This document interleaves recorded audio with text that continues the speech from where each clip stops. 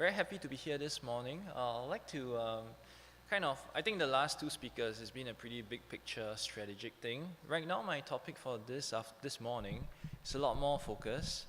Pretty much, the topic I'm going to talk about today is about business continuity management. I want to share some of the experience from Singapore. Well, I think in short, those two little fellas back there, they will be most missed when they're not around. Okay, you have it 99.99% of the time, your water and electricity supply. How do you make sure that 99 goes as high as theoretically possible?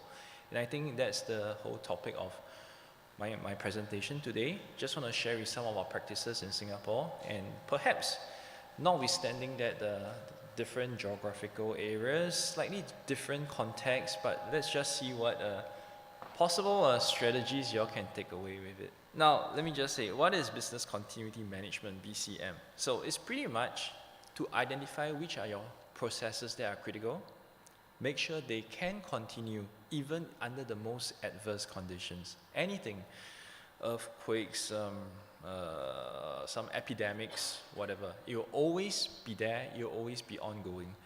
So you achieve this not because when it happens you do something. No, all these things have to be done way ahead. So you get your plans, measures, and arrangements in place, and they must all be in place before anything hits. It's like buying insurance. Get it in place.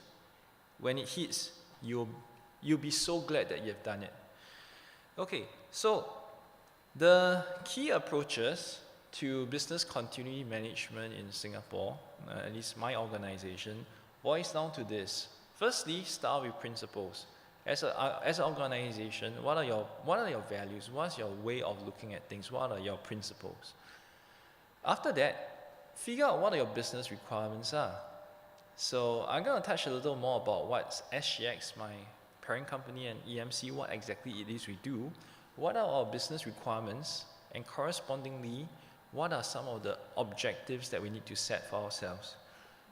Based on this, we come up with our strategies, how do we want to manage it, and finally we do an implementation and monitoring of it.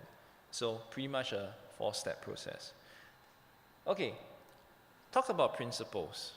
We go by 5 principles, okay?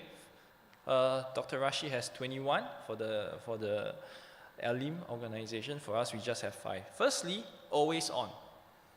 In Singapore, toughest thing about our people is they are all extremely demanding. When we talk about always on, we literally mean always on. So there's no 9 to 5 thing. We're talking about 24/7, 365 days. That's one. Secondly, we believe in having a single pane of glass. What this means is that in one single platform, literally that pane of glass, didn't show up very clearly, but in literally a single pane of glass, you have all the information you could possibly need to make the most informed decision. You do not have to, when something happens, to start getting your information data from this source, from that source, from a third source. No, you do not have the time. You want one single point, and you want everything on this one single point, and this is what we call our single pane of glass. Proactive, okay, we are always, if you will, there is this concept in Singapore which is called kiasu. Kiasu means you're scared of losing. It means you literally go around slightly paranoid. You think about all the worst things that can happen, and you proactively come up with ways to prevent it from happening. Okay, so you really start thinking all the worst things can happen, proactively prepare for them. Fourthly, agile. Agile means that you need to set up a system which will cut all the red tape.